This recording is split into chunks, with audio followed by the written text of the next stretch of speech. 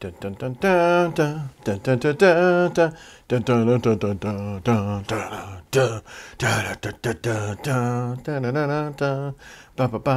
dun, dun. Hey everybody, sorry I don't have any intro music for What's Wrong with the World Hour just yet, so we're working on that. Hey everybody, welcome to What's Wrong with the World Hour. My name is Jason Hicks. I'm going to be in here with you guys tonight for the duration. We got a lot of things going on in the world tonight, and you know, it's just a lot of weirdness happening. Okay, I'm trying to get set up. Sorry, we've had a lot going on here in the Hicks household. Hey Teresa, great to have you. Woo! We've had a lot going on with family, friends, things like that. So if I seem a little bit distracted, please forgive me. Glad y'all joining us. We Still Believe Ministries. Hey Dana. All right, look at here. We're getting a full house in here tonight. Sorry for being distracted. So let me say it like this. Everybody got their share.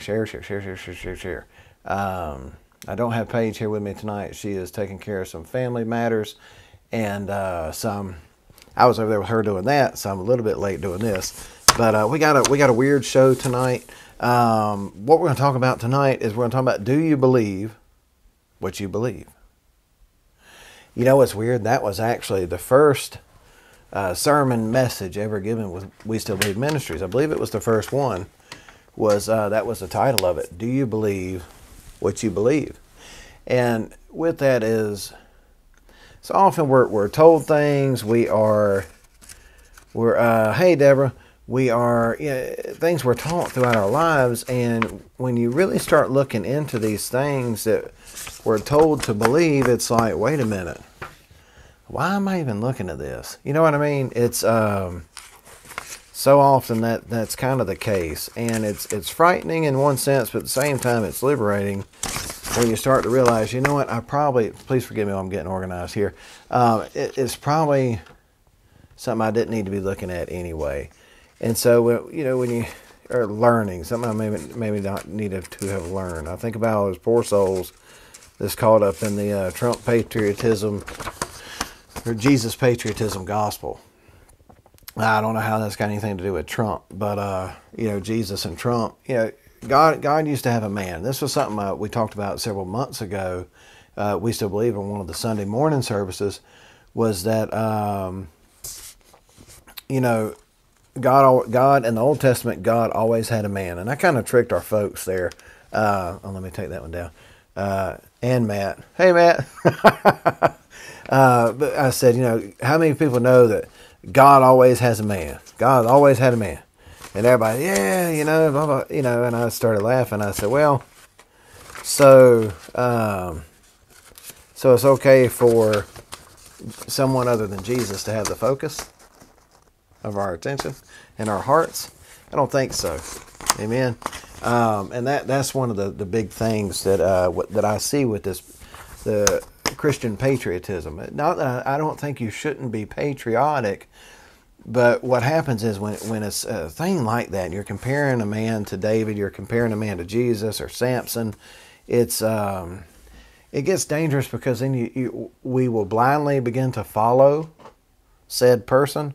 And when we do that, you run into all sorts of trouble. Okay, because then you become blinded. I think about people with their family. Anybody out there ever known someone that, like, their family, you know, the family can't do anything wrong? Okay, here's a opposite of that would be when the principal would call my mother, and I could hear her on the phone and say, I've got Jason here in the office. And she wasn't one of those mothers. Like, I had a friend that he'd be in trouble with me, and his mom would be like, there's no way my son did that. My mother would go, what did he do this time? And you know what? That's truth. That's honesty. It's not blind, like not following blindly, I guess you would say. And that's what happens. We elevate these people, especially a politician. A politician, by definition, is watering themselves down and their beliefs, which, if it mirrors your beliefs, they're watering down your beliefs as well. And they'll cause you to fall into sin. Anyway, because Jesus has to be the first. Jesus has to be He is our hope of glory. He has to be the thing that we adore. He has to be the thing that, you know, when there's nothing else, he has to be that thing that is our guiding light, our principle, he's our hope. He's our hope of glory. And in case you didn't know, right? But it's. Oh, we just got another hey, but I don't know who it was. I'm waiting to get reconnected to Facebook. Let's see here. Gene Mason. Hey, Gene. All right. And so Jesus being our hope of glory, that's all we can turn to. And God said he appoints the rulers, and he puts rulers in power, and he takes rulers out of power. And when he does that, we have to know that that's his will. We have to understand that, because he does things to accomplish state that like we can't see, right? And so as we get into this thing tonight, we're going to talk about the thing going on in the Ukraine. My last name's Hicks, so you may hear me call it Ukraine. The Ukraine. It's I don't think anyway. So we're going to kind of get into that. I want y'all to know, first off, I am not a communist sympathizer. Okay, I'm not. But I know there's a lot of evil in this world. And I know that our former president, President Trump, he did a lot to bust up child sex trafficking. He busted up and arrested. There was more people arrested on pedophilia charges and child sex trafficking under his administration than ever has been in the history of the world. He broke up more of those in 4 short years than anybody ever had. There was also more, and it's still happening now, resignations of congressmen and women that inadvertently seems like are caught up in all these operations and stuff. And so you start to see this, and it's like, oh, well, Vladimir Putin, the president of, or prime minister, whatever he is, in Russia, whatever the title they give him, he was kind of along the same lines with Trump. And so there's a lot of people saying what's going on right now in the Ukraine is that there's pedophile rings being busted up. And I've also read several different reports from different sources that where they're talking about man, I don't know why it's tough for me to say, but I've been struggling with it for like all day. Biochemical weapons facilities. I'm trying to turn this down. I think I just turned it up. Okay, biochemical weapons facilities in the Ukraine that were United States biochemical weapons facilities. I've read that report quite often over the last several days, and even seen where they showing the location of these places. I actually have a picture for that. It's kind of blurry. It's not a very good quality photo. But on short notice, y'all, I'm sorry, it's the best I could do. But if you look at this thing, it talks about, keep this for comparison. Where do you think Bill Gates and Klaus Schwab next big pandemic was going to come from? How about that? They flat out told you under no certain terms that it would be soon. Putin is currently saving the world from pain. That's the thing on this was on Twitter and Telegram where I pulled this off of. But it shows the sites of biochemical weapons labs. 1, 2, 3, 4, 5, 6, 7 of them in that picture. There's reports that was the first things that got bombed in the Ukraine was these biochemical weapons labs, which, if I'm not mistaken, are against the law. Okay, and according to international law. Now I want you to also think about this. For those of you that's old enough to remember, why did we invade Iraq?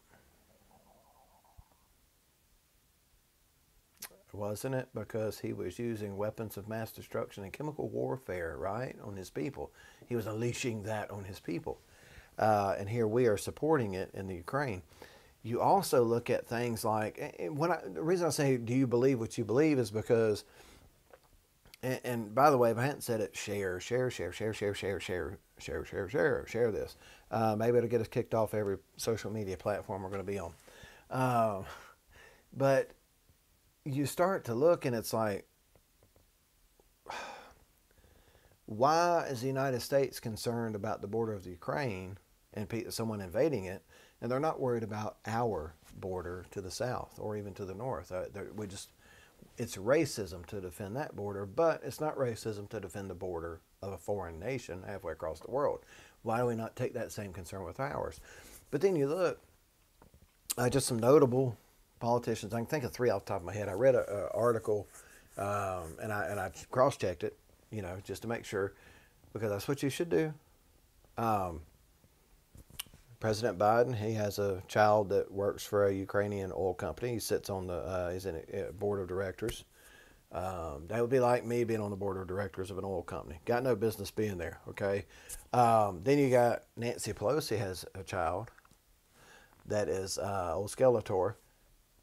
Then he sits on the board of a Ukrainian energy company. And then good old Mr. Mormon Mitt Romney, same thing. He has a child that sits on the board of a Ukrainian oil company. So it's like, okay, something's interesting here. There's a lot of corruption that goes on with our government officials of a certain party, it seems like. But the Republicans are in there as well. Don't get me wrong.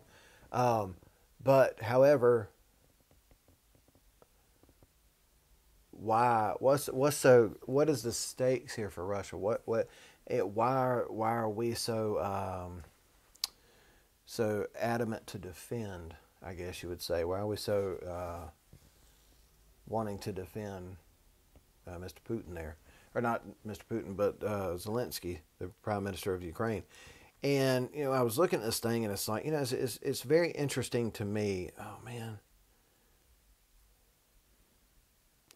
That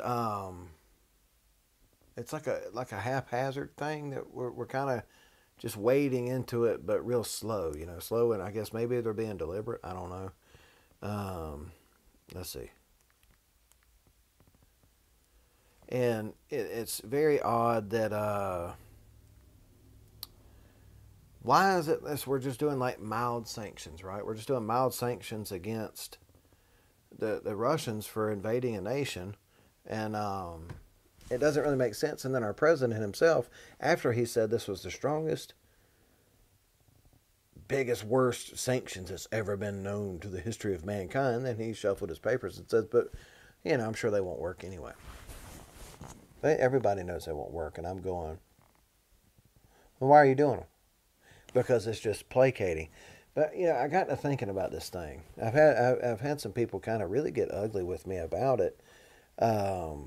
First off, how about a scripture? Hosea 4:6. Hosea 4:6. What does he say? Without, what is it? Oh, gosh. Without knowledge, my people perish. There's destruction there. And it's, I forget my Bible's up there on the bed. When there is no vision, there's lack of knowledge, the people perish. And right now we are we say we're in the information age. We know more than we ever have. But at the same time, we're really not so much. Not so much. Because I think that there's so much knowledge that it's easily corruptible. Right? And that's why I say, do you believe what you believe? Because if you still watch the mainstream media, like if you're getting your reporting from the mainstream media and you actually believe it, you're going to perish because you have a lack of knowledge. You're getting your source is a very corrupt one. And if you don't believe that, and you think that everything that's been reported about that virus, that cold that's been going around for the last couple of years, if you think any of that was true, you need your head examined. So why would you trust these same people that bring you that garbage? Why would you trust them when it comes to this? You see what I'm saying? We are fat on information. Ain't that the truth? We are. And you can get so much information. So I was talking about, I think it was Wednesday night during service. I said, I love listening to some preachers, some certain ministers and stuff. And so I'm watching them, and I'm driving for work. I'm just driving. And then I talked to Paige, and I'm telling her, I was like, I listened to these great messages today. They were so good. And she goes, well, what were they about? And I'm like, I've put in so much, I don't have a clue anymore. You know what I mean? That particular day, I exceeded the limit, and I couldn't even remember the one I was listening to when I pulled up the driveway. I put so much in, the recall wasn't there. I got them confused, right? You mix and you put them, it becomes like a mix match in my mind, a mashup. And so, you have to be careful for these things, right? You have to be careful for these things in this information age that we live in. And so what I always say is go look, find it twice. And if you find it twice, and then move on from it and be good. I was talking to one person, and they're telling me about the ghost of Kiev. He is a fighter pilot. And I forgot to pull this picture up. But apparently this ghost of Kiev the other day had shot down like 7 or 8 Russian jets. And this person's telling me about this like it's this hero, and I'm looking at it, and it's all Western media that's reporting. It's on social media, it's on Twitter, and the sources are on Western media. And so I look and I said, well, hold on, let's read the entire article, because one word jumped out, and he's reading it to me, and it talks about that he shot down 6 Russian jets. It's a MiG-28 pilot or whatever, and shot down 6 Russian jets, and it's the ghost of Kiev. And it's unreported, or no, what is it? It's basically unsubstantiated claims that he shot down 6 jets. And I said, do you see this word? And he's like, yeah. I said, that means we don't know. It's not substantiated. It can't be proven. So how do we know that this ghost of Kiev is shooting all these planes down? We really don't. Because, has anybody ever been to the airport? Anybody ever seen a plane fly over? Now, I go to Atlanta every day with work, and sometimes I park right underneath the airport. I'm talking about like the planes are like they're gonna clip the trees. And you know something I've never seen on the bottom of one of these airplanes? I have never ever seen the call sign on the plane, like the tail number. Sometimes you see the name of the airline, but that's about it. And so I'm looking at this thing and I'm like, why is it that they can tell me that this plane, this fighter jet that's in the Ukraine, has shot down all these evil Russian jets and all this stuff, but yet how do you know it's that one? Because all the identification markers are underneath the plane. So how do you know? They don't. It's just this is something that they speculate over. This is a picture of our military now. If you want to know, so if you wonder, like, should you be worried about our guys going in there fighting? I would say yeah, because this is kind of how we do it now. It's I love this picture. You got your president in there, and he's telling me, get down and give me 20 pronouns. And that's just hilarious. But with that, it's what is the focus? What is our focus of our military? What is the focus of our government? But what is the focus too of our media? What are they trying to protect? And something that I learned in the last 2 years, especially since the onset of the what do they call it, the novel coronavirus. Hey, does anybody know what the word novel means in this sense? It means very minimal. That's what that means. And so I'm going, they're telling us right there what it is, but at the same time we go, oh, it's going to kill everybody. And they're reporting it that way, and then I'm going, why would you believe anything that they say? You see, why would you believe anything that they tell you? Because everything they've told us over the last couple of years has just been total fabrication, crap, horse hockey, right? And the numbers are grossly over reported. The statistics are ridiculously stupid to where they report them, and it's like, why? What's the big deal? I mean, think about this. We have a loved one that went to. Excuse me, looking over here. I'm pulling something up on the computer. We have a loved one who went to the hospital the other day in AFib. Okay, it's the heart's quivering, right? This is a bad thing, because when people start to do that, they will throw clots, which somebody say that causes a stroke. Throw a clot and it'll cause a stroke, cause a heart attack. Who knows? And the thing about it is they sat in went by the ambulance too now. So it used to be you go by the ambulance, you go straight to the emergency room, then they take you into a room. This person sat in a waiting room for 12 hours. This is a person that cannot even sit up on their own strength. Sat there for 12 hours. They didn't have any beds. I'm going, how do you not have any beds? What it is, they don't have any people working that will come in and say, hey, you know, we can take care of people. They don't have that. And so there you go, Russian and the American flag together. How about that? Because we need to know who we're fighting against. But they didn't even have enough beds for this person, is what they said. But we know that means they don't have enough staff. Why do they not have enough staff? Because they fired them all for not taking the shot. That's a problem across the country, because this particular hospital, my mother went, and she had to have a heart thing done, and the nurse said, we hardly have any local nurses left. They're all traveling nurses now. And she said, why is that? You know, this used to be the best staff hospital. She said, because they all got fired. Over 50% of the staff was fired for not taking the shot. And so when you see that, and it's like, so this is the level of care we're getting now. Thank you, our government. So anyway, here's an article off of InfoWars. I forgot to print this off. It says, did the heroes of Snake Island? I don't know if anybody heard about Snake Island. But Snake Island was this island out in, I think it was in the Black Sea. And there's a picture here online of them. Let's see, I'll hold it up. Maybe y'all can see it.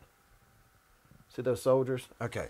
So there's 13 of them that were guarding Snake Island. It says Ukrainian border guards who told the Russian military, this is according to the President Zelensky of the Ukraine, says that his soldiers bravely, when the Russians came in their battleship to take the island, and they told the Russians here, it says they told the Russian military to go F yourself over the radio as they defended a small island in the Black Sea and were thought to have been killed.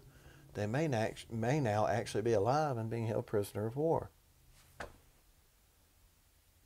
But the Western media tells you that they made this bold stand, the underdogs, and the Russians so viciously killed them all.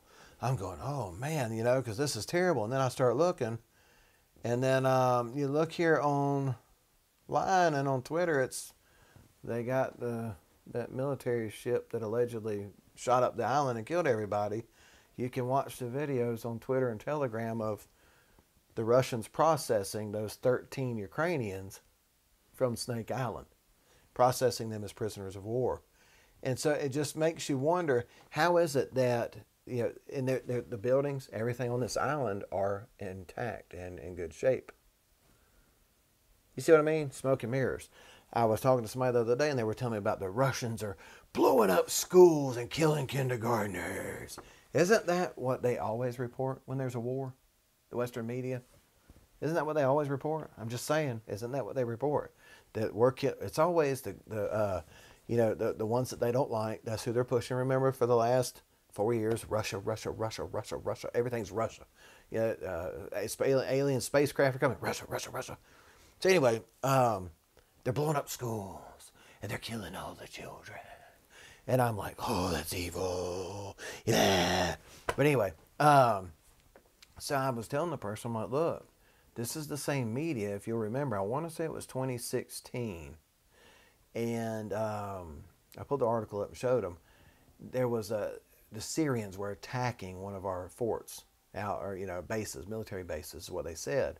And they were bombing us. Listen at the gunfire, look at the smoke coming up. Because they're trying to stoke war, because it's the war machine. That's what Eisenhower warned about it in the 50s, the military-industrial complex. So they're trying to stoke this sentiment for war. And what they do is they say, look, they're bombing. The ISIS fighters are bombing our base, and they're killing Americans. And you look, here's the video, and this is big fire at night and guns, bullets flying everywhere. Whoa, oh God, it's terrible. Well, that was actually, I think, out of Louisville, Kentucky, the video that they showed. It was I don't remember, I think it was ammunition or a fireworks stand. It was either ammunition's like supply house, I think maybe what it was what was on fire. They had an electrical fire, and it was combusting and shooting off all the rounds and all this stuff and making the explosions. But the news media, all the major news media, I think with the exception of Fox, I don't remember if they got in on it too, reported that this was in Syria. And this thing they were reporting on Syria never even took place. But they showed the video saying this is what happened. And it was actually something in Kentucky, right here in the good old US of A.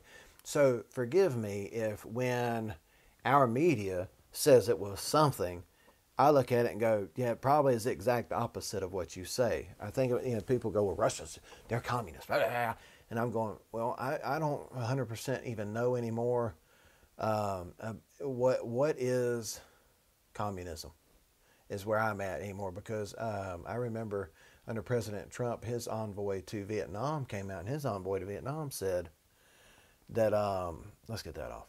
Let's see here. His envoy to Vietnam, I need to go this way. This way. Oh, okay. Now you see me? Now you don't. Now you see me? Now you don't. Anyway, his envoy to Vietnam said that Vietnam has more freedom than we do, and they're supposedly a communist nation. I know my son, he plays games and stuff with a kid in Vietnam, and I know they have faster internet than we do.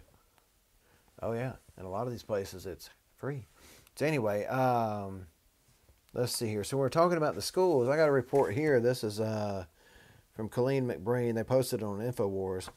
Let's see here. Can we see this? It says, 2 teachers dead after Ukrainian shelling of Donetsk People's Republic. 2 teachers. So remember, our news media said that the Russians are blowing up these schools. This Donetsk, I don't know how to speak Russian. They were bombed by the Ukrainian government. These are states that are trying to secede back to Russia. So it'd be like for us, like Montana, Washington State, like Idaho, North Dakota, trying to go back into Canada, and our government just started bombing them. That's what that is, okay? Let's see, it's very hard to see something like this, but it shows the human toll of the war right now, says a journalist on the scene. Independent journalist Patrick Lancaster reported from the ground in Donetsk People's Republic, where the Ukrainian shelling has been taking place since Russia's military advancement on the nation. Ukrainian shelling. Essentially, the cities of Donetsk and Luhansk, known as Donbas region, are being attacked by Ukraine for seeking to become independent from it. We drink Russian vodka, no more Ukraine vodka.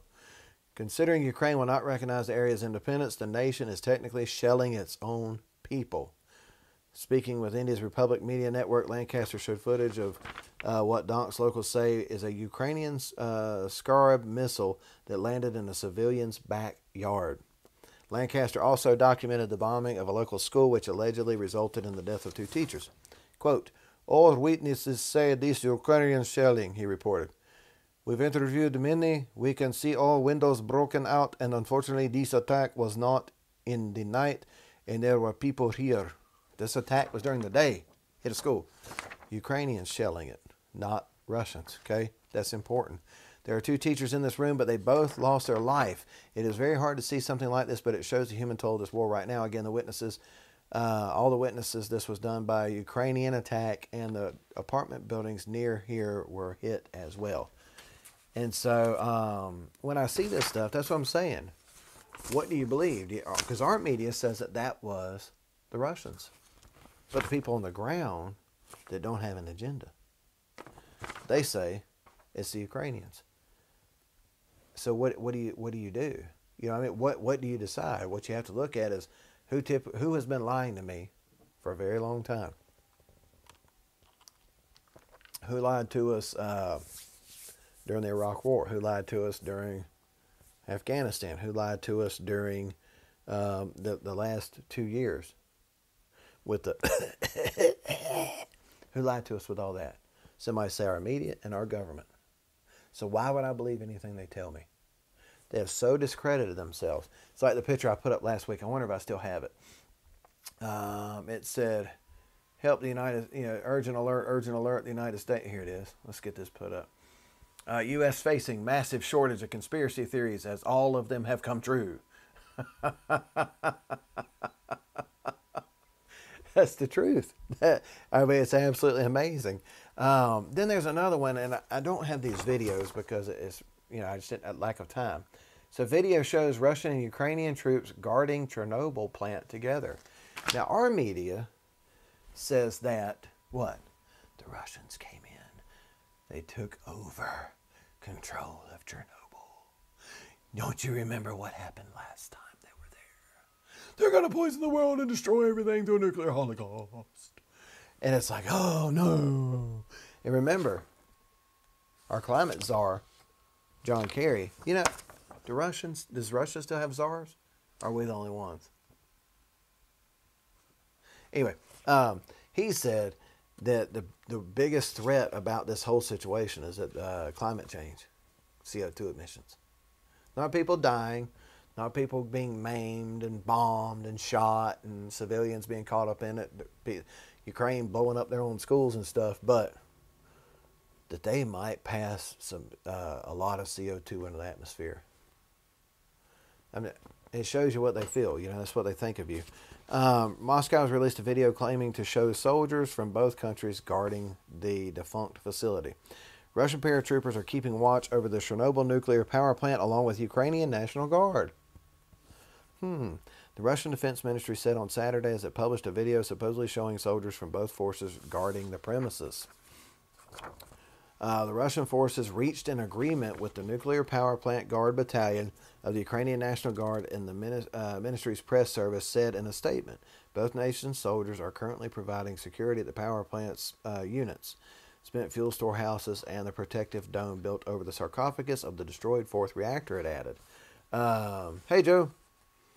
The 2-minute video released by the ministry shows the area around the power plant and people armed with assault rifles. The footage also shows 2 men in military uniform, one with a Ukrainian flag on his arm, discussing the security cameras and motion detectors in the area. Now, do I believe that it has to be a Ukrainian soldier because he had a Ukrainian flag on his arm? Of course not. Of course not. I'm just saying, let's look at everything, okay? Let's look at both sides of it and actually see what's going on, because our media has a legacy of lying. It's disgusting how much they've lied to us. And look it up. If you're not familiar with it, look up Operation Mockingbird. Okay? That is a huge one. Operation Mockingbird. It's been going on since the 60s, where the CIA put in assets into the media. Okay? I know one name that's a guarantee one is Anderson Cooper. He was a guarantee one that he came out of the CIA Operation Mockingbird program. Another thing is Klaus Schwab and Bill Gates are also talking about that the next pandemic is coming, and it's going to be an Ebola pandemic. How do they know this? You know what? They're clairvoyant. They rub the crystal ball. I don't know. But how do they know it's going to be an Ebola pandemic? Just like with the most recent one, the Rona. Y'all know there was already a gene sequence that we've now discovered in coronavirus. Ain't that something? Already a gene sequence. And what is that lady, Marina Abramovic, or whatever her name is, that hosts the show on Fox? She was asking a Moderna CEO, and it says he struggled to answer why COVID-19 contains patented gene sequence. It's patented. There's a patent on the gene sequence that's in the body, in the virus. You see what I'm saying? This probably gets us kicked off. Whatever. Look here. All I'm doing is reading the headline. That's all I'm doing. So anyway, according to the Russian Defense Ministry, the power plant staff is working as normal and the nuclear environment at the site remains safe. The video also shows people who appear to be power plant employees and military personnel measuring the radiation levels. One man who appears to be a Russian serviceman is heard in the video saying that the nuclear environment is being monitored 6 times a day and that the situation remains under control. The Chernobyl nuclear power plant was the site of the worst nuclear catastrophe in history. Gene says that's probably because they still have to pay taxes. Ain't that the truth? Anyway, there's all kind of videos and pictures out there that aren't part of legacy media that show, there's different things than what our westernized media is showing. And so when I see these things, I'm just saying it makes me scratch my head. That's all. I'm not saying it's right or it's wrong. I'm just saying I like a guy I used to listen to on the radio. He said, don't believe anything you hear on this program unless you already know it to be consistent with the truth. But here's one of the pictures with the Ukrainian and the Russian soldier working together at a power plant. And the guy with the mask on, that's the Russian soldier, and the guy on the right there, that's the Ukrainian soldier. And you can see the flag on his shirt. or his jacket. But it's, you know, you start looking at independent media, and we learned with the novel virus that was going around, when you watch independent media, you seem to get a little bit different take than what you get with westernized media, legacy media. They kind of are given, they're pushing their agenda. They push us to war. They push us to fight against each other. But, you know, somebody at some point has to say why. Why? Why are you pushing me in this direction? Why? It's like, I used to work for a soda company, and we would do these deals where we would give away, you know, you buy 4 12-packs and we're going to give you a free diet one. And then they would come back the next quarter and go, look, our diet numbers are up. We need to start pushing diets. And I would raise my hand. They would go, what's that? And I would say, the numbers aren't up because people actually want the diet drink. You're just giving it to them for free. You took something that don't sell and you give it to somebody. You're trying to create a market. You're not trying to respond to a market. Does that make sense? And so they're trying to create a taste in someone. It's just like our media. They push the war drums. They beat the war drums.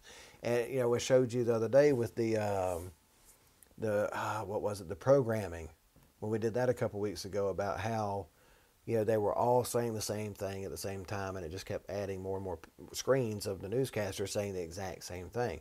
You watch them. I mean, everybody's seen these montages, like on the news and stuff, where they go and they show the Democrat senators, Republican senators, congressmen, whatever, and they're all saying the exact same thing. They get their talking points, and it's like, good Lord. And then you watch the media, and they're saying it too. And it's like, can you even think that? People, look, you're being programmed. Stop it. Stop being programmed. We did it on Ask Me in My House on Monday nights. So famous globalists and occultists come out in defense of the Ukraine, turn internet toward Putin. How about that? This is by Jamie White. It's another one I pulled off InfoWars. I like because they put independent journalists on there. These aren't people on staff. They put independent journalists. Spirit cooking high priestess Marina Abramovic, legacy of evil is so strong she's pushing people to Russia's cause, evidenced by the backlash on Twitter. Maybe all hope's not lost. Y'all, I'm just telling you, okay? There's also a religious aspect to this whole thing. And hopefully we'll have time to get into that. I'm going to read this story kind of quick. Let's see here.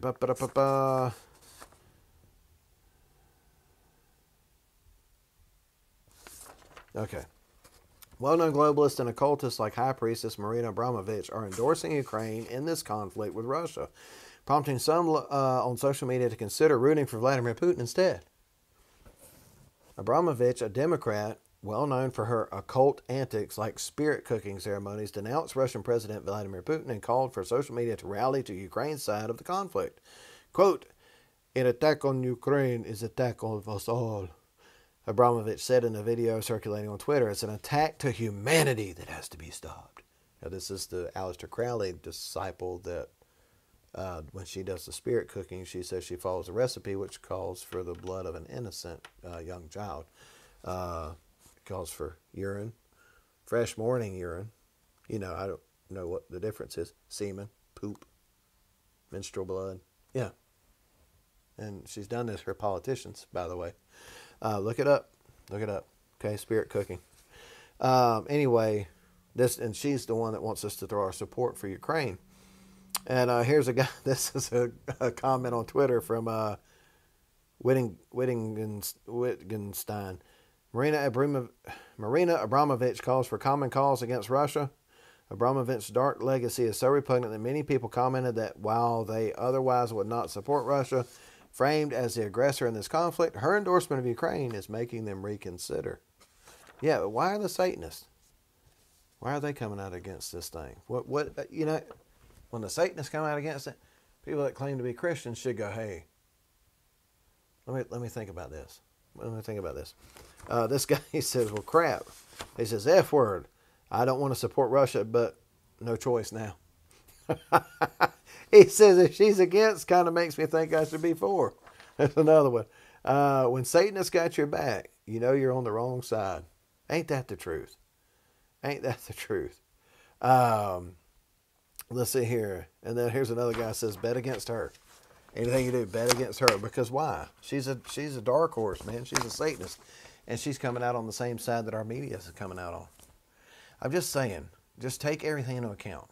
Okay, I'm not telling you what to believe. I'm not telling you what side to be on. I'm just saying, take everything into account. That's all. That's all. So Putin's spiritual destiny. This was kind of interesting when I read. Like that last article said, when the Satanists are on the side that you're supposed to be on, you really ought to start considering. You really ought to start just thinking. That's all. Just open your mind and think. That's all. That's all. I'm not saying be a communist or a Satanist. I'm just saying just think. Think. Why are the devil worshippers on the side that I'm supposed to be on? All right, it says Putin's spirit. Aren't y'all glad your last name isn't Putin? You know what I mean? I just think of a guy that poots every time he walks. That's just me. The religious president wants to rebuild Christendom. He's very open about his faith, by the way. He's an Orthodox Christianity. I don't really understand Russian Orthodoxy.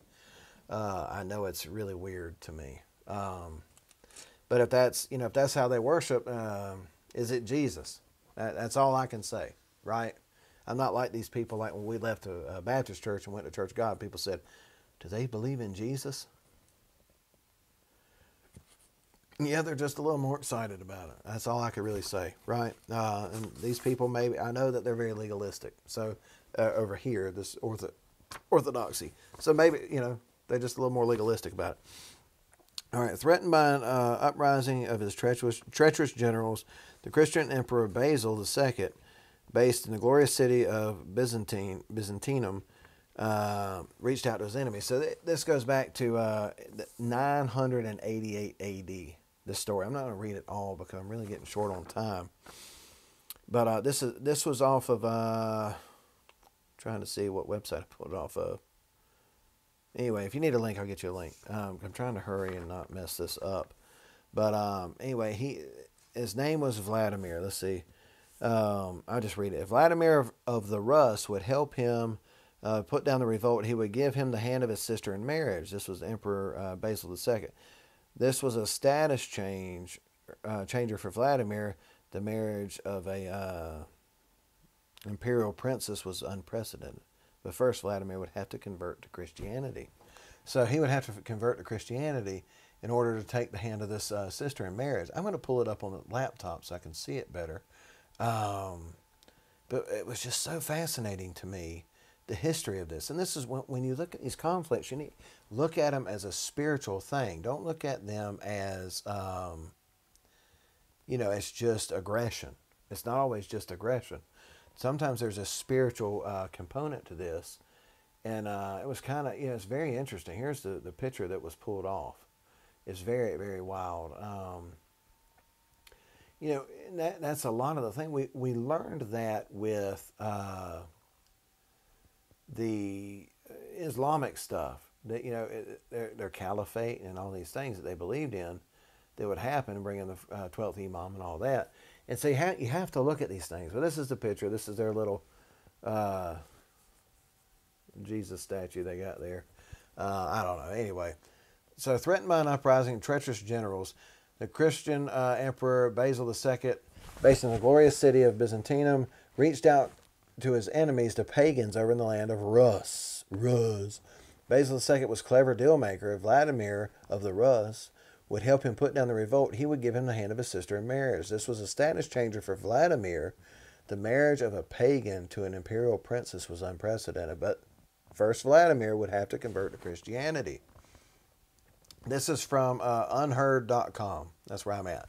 So returning to Kiev in triumph, Vladimir proceeded to summon the whole city to the banks of the river Dnieper, D-N-I-E-P-E-R, I don't know how you pronounce that, for a mass baptism. The year is 988.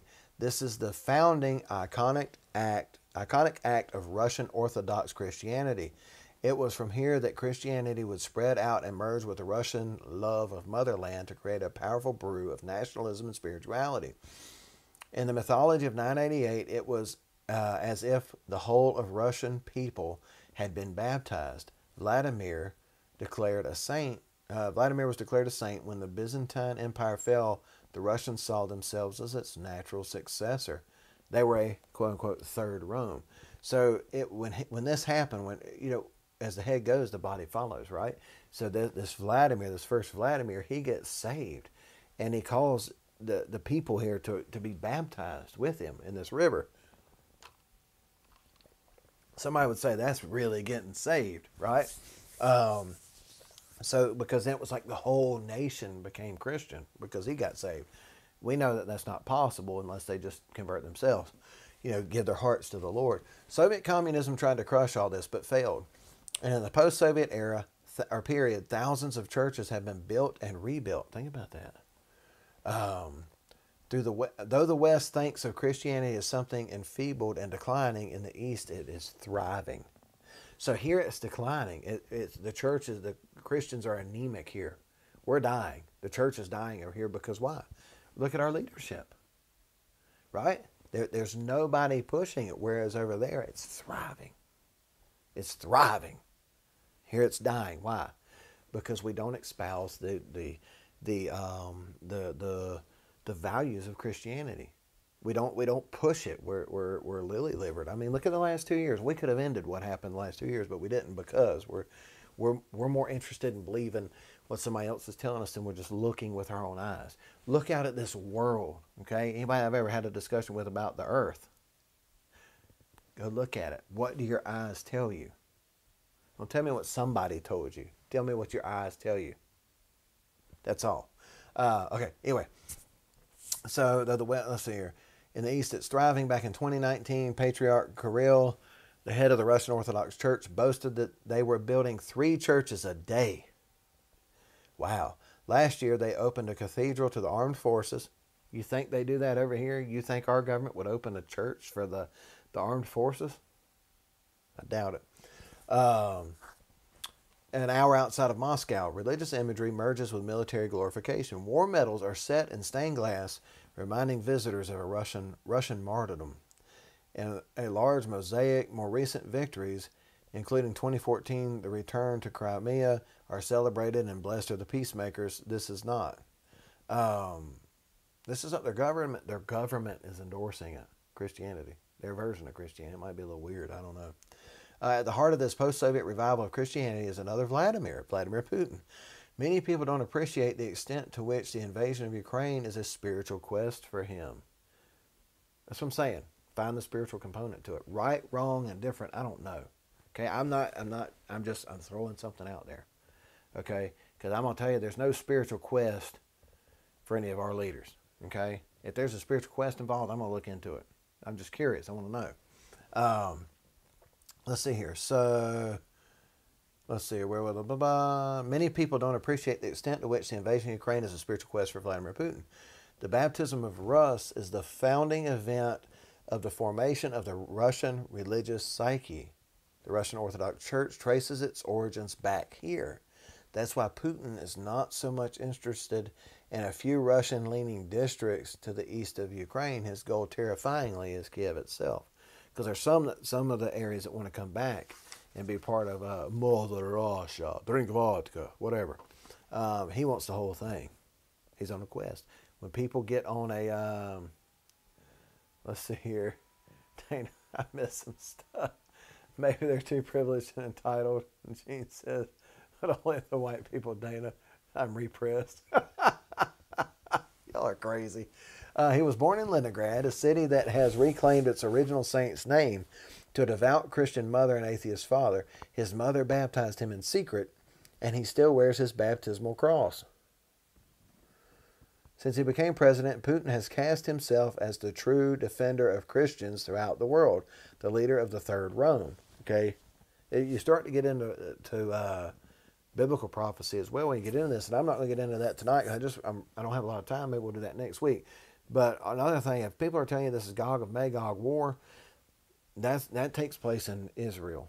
Maybe it'll get there. I don't know. Is this a pretext to it? I don't know. But I know that this is Antichrist that's going to be leading it. So you got this. He doesn't sound a lot like somebody's going to be denying Jesus.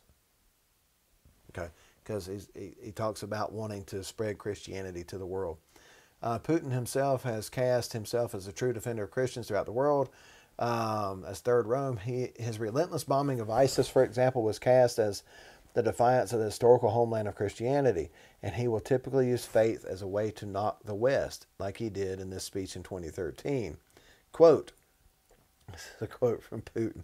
It's beautiful. It's beautiful. He says, "We see many of the Euro-Atlantic countries are actually rejecting their roots, including the Christian values that constitute the basis of Western civilizations. They are denying moral principles and all traditional identities, national, cultural, religious, and even sexual. They're implementing policies that equate large families with same-sex partnerships, belief in God with the belief in Satan." I'm just saying. You heard any of our leaders say things like that? Anybody? Anyone? I haven't. But this is the things that you better start paying attention to, because it's why is he saying these things? He's this evil communist guy. Why is he calling us Satan? Why is he talking about? And he's very, very open about how we have our wokeness is going to destroy our country, and that it's they don't like this stuff in Russia. They don't like this perversion of the sexes and things. He's very open and against it. Putin regards his spiritual destiny as a rebuilding of Christendom based in Moscow. When the punk band Pussy Riot wanted to demonstrate against the president, they chose to do so in the Cathedral of Christ the Savior in Moscow, a vast white and gold edifice demolished by the Soviets and rebuilt in the 90s. It is a synthesis of Russia's national and spiritual aspirations. It's not just Russia, it's Holy Russia, as part religious project, part extension of Russia foreign policy. Speaking of Vladimir's mass baptism, Putin explained his spiritual feat of adopting orthodoxy predetermined the overall basis of the culture, civilization, and human values that unite the peoples of Russia, Ukraine, and Belarus. He wants to do the same again, and to do this, he needs Kiev back. Now, he's going about it in a weird way. But I'm just look here, y'all. I'm just putting it out there, okay? Because you won't hear stuff like this on our media. I'm telling you, you're not going to hear it. The spiritual choice made by Saint Vladimir still largely determines our affinity today, Putin wrote in only last year. In the words of Oleg the prophet about Kiev, let it be the mother of all Russian cities. So he's trying to get back to where this is. This is why, look here, I'm not saying this is one of those things that's, I'm not taking his side, okay? It probably sounds like I am. But when you start looking at it, remember Hitler? He was trying to return the Third Reich, bring the Third Reich back to Germany. It was basically a holy conquest for him. So this could be detrimental. I'm just throwing it out there. Could be benign, could be bad. I don't know. What do you say, malevolent and benevolent, right? Let's see. Into this religious intensity, we can add some angry church politics. In 2019, the Ukrainian arm of the Family Orthodox Churches declared its independence from Russian Orthodox Church. And the nominal head of the Orthodox family, Bartholomew I of Constantinople, supported it. The Ukrainian president, Petro Poroshenko, described this as a great victory for the devout Ukrainian nation over the Moscow demons, a victory of good over evil, light over darkness. This was also the president that was really up to his neck in corruption with our government. The Russian Orthodox Church furiously rejected this claim to independence, stating that Ukraine belonged irrevocably to its canonical territory. This led to a historic split within the Orthodox family, with the Russian Church rejecting the primacy of Bartholomew, declaring that they were no longer in communion with the rest of the Orthodox family. Russian Foreign Minister Sergei Lavrov denounced Bartholomew as an American stooge. Kirill even claimed the reversion of the Hagia Sophia, originally the global HQ of Orthodoxy, to a mosque in 2020 was God's punishment. The Russian Church then proceeded to set up its own dioceses around the world, especially in Africa. They're taking to the streets with protesters saying, "Thank you, Putin. Thank you, Patriarch Kirill." This is how the Russian Church's propaganda machine described it. And so you go through and you start to see, I mean, yo, this is a big thing. I mean, this is let's see here. The Western secular imagination doesn't get this. It looks at Putin's speech the other evening and describes him as a mad, which is another way of saying we do not understand what's going on. They describe him as mad. And we show how little we understand by thinking that a bunch of sanctions is going to make a blind bit of difference. They won't. Quote, Ukraine is an inalienable part of our own history, culture, and spiritual space. That's somebody you better take seriously. When they say this, where we're going is part of our spiritual space, you better take it seriously. Putin said, and this is what it's all about. Spiritual space, a terrifying phrase steeped in over 1,000 years of Russian religious history. When somebody believes, I mean, look at what all's going on for centuries, millennia in Israel. You know, the Palestinians, the Muslims and all, they believe that it belongs to them because of the promise to Abraham to his firstborn son, to Ishmael. But the Jews say it was the promise went to Isaac. And here they are still fighting over it. You know, you have to take this stuff seriously. This guy here says, this is Peter Bradshaw Wilson. He says, very interesting article indeed. Thank you. Religion is so sidelined in the West that we forget its importance to other peoples. Ain't that the truth? Because they take it seriously. It's not watered down like we are here. Not what we still believe ministries. Anyway, he says it does not excuse the invasion of a free and democratic nation, but it certainly helps explain it. I can't help feeling that if Western leaders had a better perspective on this aspect of Putin, they might have handled him with much greater sensitivity from the beginning. Because our guys are so full of hell, they don't know which end's up, you know. This lady here says that may have been possible with a cohesive society, but multiculturalism has effectively destroyed us to our detriment. Right. And I just, wow, you know, it's, and then you got somebody, you know, this guy here saying how evil they are, how evil the Russians are, and they, you know, what they're doing here is they're doing it for, you know, enrichment and things like that. And it could be, I don't know. All I say is if our government and our media says it's one way, I'm looking at the other way. I want to understand it. Because, like I said, look up Operation Mockingbird. Joe said, yep.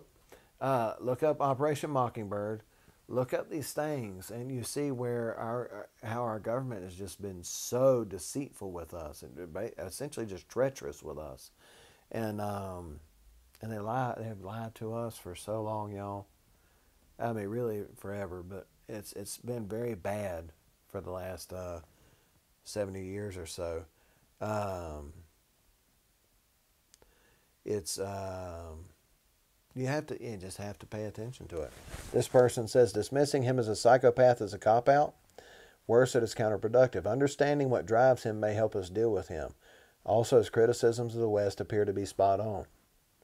Just because we do not like him does not make those criticisms any less valid. Yeah, it's important too to think of what do people think about us, you know. You have to consider these things. Let's see here. Okay, that's probably all I'm going to check out on that one. Again, that was on unheard.com. Putin's Spiritual Destiny. Good article. It's really good. To me, it's important to hear all sides, right? It's we talked about it maybe it was this past Wednesday. I don't really remember now, but that Abram, when God called him, you know, Abram, his dad, for the Chaldeans, for the Babylonian system, he was a high priest to Marduk, which was like Baal, right? That was their sun god, fertility god, all these things. And why did God call him out of that? What made him so special, right? What made him so special? He knew what was going on. He could recognize it when he see it. It's like they say a nurse, a doctor. What we got here? America might call him crazy, but he isn't stupid. No, he's not. Who's not? But, you know, when you look at Abram, and you see what he came out of, what God took him out of, that prepared him to go into these places, go into these lands that God was going to take him to and take over, because he knew the system. You say a critical care nurse, we'll say hospice nurse, hospice doctors, things like that, undertakers, they know death when they see it. Abraham knew wickedness when he saw it, right? So God will use these things to uproot. That's why I say don't knock. You don't knock this man's conviction. He could be a religious zealot. Sometimes that's needed. You know what I mean? I even think about where people were talking about President Trump before he got elected. He's not even a Christian. So what? God can change him. Don't discount him. These people may be rough around the edges, but guess what? So are you. So am I. Obviously, if you've hung around any amount of time, you know that I am. But is God doing it? I don't know. Is this a move of God? I'm not 100% sure. Is this the Gog of Magog war? I don't know. Maybe we'll get into that next week. I know a lot of preachers are preaching on that this weekend. My understanding is Gog of Magog, you got to have somebody that's Antichrist. And right now, he doesn't seem very Antichrist. He doesn't seem to be one to be denying Jesus. So that's something we have to really look into. Everybody says because Gog of Magog, that's north, straight north of Israel. But if you look, it's also Turkey too. Turkey's a Muslim nation. And if I'm not mistaken, in Islam, don't they say that there is no God but Allah, and Allah has no son? That sounds like a pretty straightforward refusal of the deity of Jesus Christ. I don't know. Could be. I could be wrong. But that's the things I like to look at. You know, you can't look at everything in the news and go, oh, this is prophecy being fulfilled. You have to look at it and go, is it actually? You know what I mean? And so anyway, just take it all and take a bunch of different sides and put it together and see what you get out of it. And usually you end up where, like me and Paige are at. We say, you know, I don't even know if I can believe the things that I say I believe anymore when it comes to world events. It's like, what's real, what isn't? I don't know, you know. And so anyway, be careful with it. Take everything with prayer, okay? That is the largest thing that we have to do, is to take everything with prayer. We say like this. This is the way that I like to say it, okay? Take everything with prayer and a grain of salt. Right there. Take everything with prayer and a grain of salt and see where God takes you. See where he leads you, okay? All I know is the people, would you believe somebody that consistently lies to you? Ladies, if your husband constantly was lying to you about where he's been, would you still believe everything he told you? Gentlemen, if your wife lied to you about everywhere she'd been, would you still believe what she told you? I hope not. I mean, eventually you got to have some discernment there, some common sense. And I think it's time for some common sense. And let's see how this thing plays out. But I'm just telling you, look at some alternative news, y'all. Look at some alternative news. And remember that the United States is facing a massive shortage of conspiracies, as all of them have come true. Would you have ever thought in a million years that our country would look like this now? It amazes me. Let's throw this guy back up here again. Show me your war face. Oh, this is Joe Biden, President Biden, U.S. woke military, still a rainbow flag on his thing. He's put on lipstick. Or is that a woman? It looks like a man, but he's got boobs. Now drop and give me 20 pronouns. Ain't that the truth? No, it's just sick, man. It's just sick. But anyway, thank y'all for joining us. Tomorrow night we will have pre-recorded As For Me in My House. Join us on there. It's going to be really good. I'll probably watch it. It was really fun. We talked about, we finished up the masturbation topic. So it was a lot of fun. You know, I learned a lot. I learned a whole lot about that and about, you know, what we believe. What do we believe? And so So it's pretty good. We need to know these things because we need to be able to talk to people about them. We need to be able to have open conversations. And by the way, we had 2 awesome deliverances today. Had some folks drive down from the upstate, up around Greenville area, and God was good. God is good. He was good, and He's always going to be good. Zach reported today quick healing in his hand. He broke his hand. He couldn't do no more than this. We prayed for him like a week or so ago, and he come today and he holds his hand out. Hey, look here. And he's wiggling that hand. It's like, good. He says, still a little tight, but it's so good. It's so good. And so we told him, said, that's a healing. That's not a miracle. You're getting a healing. Praise God. And then Teresa, she gave a testimony about her back. Back pain really bad. She comes to church. She's like, I'm gonna get y'all to pray for me. She said, I'm gonna get you to pray for me. And she was like, but I don't have any pain. It's gone. So we said, praise the Lord. Praise the Lord. And that happened for me too. Hurt my back yesterday lifting up something really heavy. And we prayed over it. Got up this morning. It was hurting really bad. I said, you can't do this. I got things to do. And it just quit. I said, in Jesus' name, stop. And it stopped. So, God still works. God's still on the throne. He's always faithful. And Dana says, what a great day. We missed you and Matt, but hey, R&R has to happen too, right? There's nothing wrong with that. It was a great time. God is good. And y'all, it's don't be afraid to serve Him, okay? Don't be afraid to call on His name. Don't be afraid to call on the name of Jesus. Don't wait until times are dark, till times are drab. Don't wait until you're at your wit's end, right? Don't wait till you're that person that has the tractor with no seat, no steering wheel, that's ideal for somebody who's lost a rear end and don't know which way to go. Don't wait till you get there. Call on His name and know His name. He said, I'll guide you in my righteous right eye. Keep your eye on that right eye. It's righteous, right? And it won't lead you into destruction. So often as Christians, we get into destruction, and then we call on the Lord after we get so far out of His will. And we say, oh, Lord, please help me. Please help me. Y'all, don't let it go that far. Okay? We have ministers standing by. If you need prayer, you need help, you need deliverance, look here. Call this number, prayer deliverance.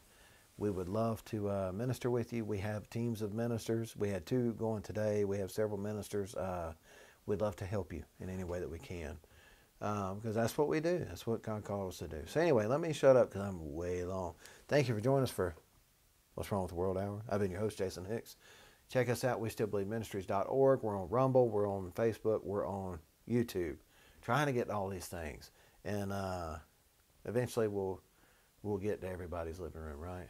And then maybe that's probably when we're in heaven. Go visit everybody, right? All right, love y'all. God bless. And until next time.